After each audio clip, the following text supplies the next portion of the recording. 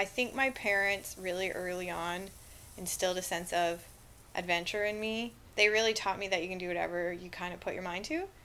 So someone just one day, said, it was a girl from Australia, and she was like, why don't you come to Australia for a year? And so I went. I frankly, honestly, just got sick of sitting on the beach. So I saw another girl surfing, and I asked her to try her board, and I asked her to just go like play in the water. And I was hooked within 3 minutes.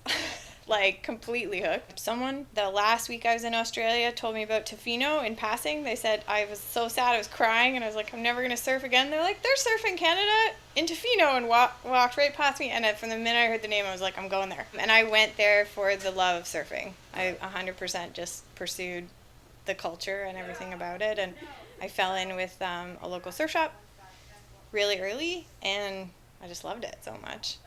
When I first moved to Tofino, I was like, there was a handful of us women that surfed. They didn't make wetsuits for women when I first started surfing. Like, that's how little women surfed. They just didn't make them. And we would all have to wear men's suits, and they were freezing. So it's been a really neat thing for me to watch the transition of women in surfing.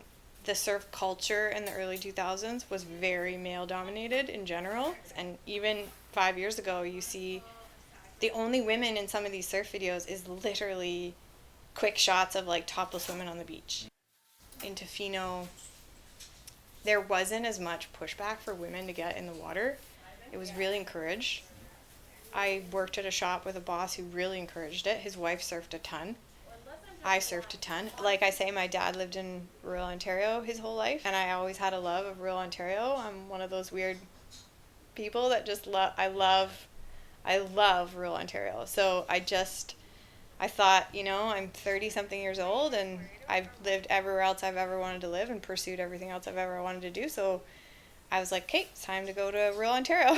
I wanted a store, so I started a store, and I really loved it. I would just always love clothes. So when I came to Wellington, I woke up one day and was like, oh, wait, so a store would do great in this town. I have all this buying experience. I have all this fashion experience. I can do the marketing and all of that because of my photography experience. Like, I had done so many little things my entire life that it was a sort of the perfect combination to do the store.